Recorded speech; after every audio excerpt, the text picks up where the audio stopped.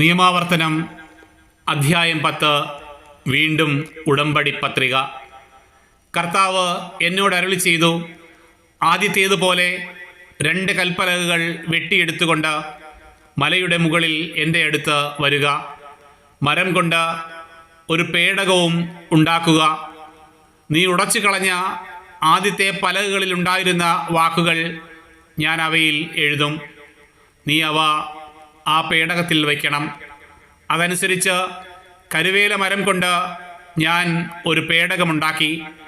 മുൻപിലത്തേതുപോലെയുള്ള 2 കൽപ്പലകകളും വെട്ടിയെടുത്തുകൊണ്ട് മലമുകളിലേക്ക് പോയി.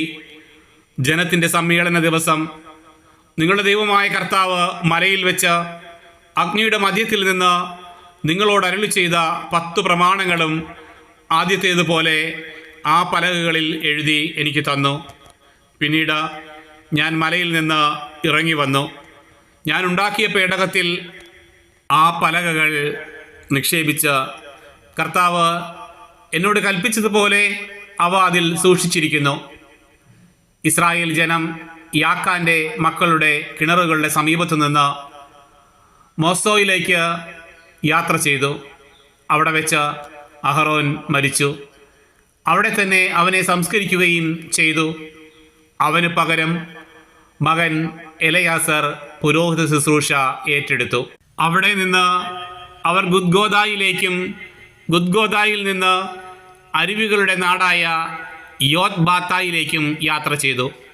അക്കാലത്ത് കർത്താവിൻ്റെ ഉടമ്പടിയുടെ പേടകം വഹിക്കാനും അവിടുത്തെ സന്നിധിയിൽ അവിടുത്തേക്ക് ശുശ്രൂഷ ചെയ്യാനും അവിടുത്തെ നാമത്തിൽ അനുഗ്രഹിക്കാനുമായി ലേവിയുടെ ഗോത്രത്തെ കർത്താവ് വേർതിരിച്ചു. ഇവയാണ് ഇന്നോളം അവരുടെ കടമകൾ. അതിനാൽ ലേവ്യർക്ക് തങ്ങളുടെ സഹോദരരോടൊത്ത് ഒരു ഓഹരിയും അവകാശവും ഇല്ല. നിന്റെ ദൈവമായ കർത്താവ് അരുളി ചെയ്തതുപോലെ അവിടുന്നാണ് അവരുടെ അവകാശം. ആദ്യത്തേതുപോലെ 40 രാവും പകലും ഞാൻ മലയിൽ താമസിച്ചു. ആ പ്രാവശ്യവും കർത്താവ് എൻ്റെ പ്രാർത്ഥന കേട്ടു. അവിടുന്ന് നിങ്ങളെ നശിപ്പിക്കുകയില്ലെന്ന് തീരുമാനിച്ചു.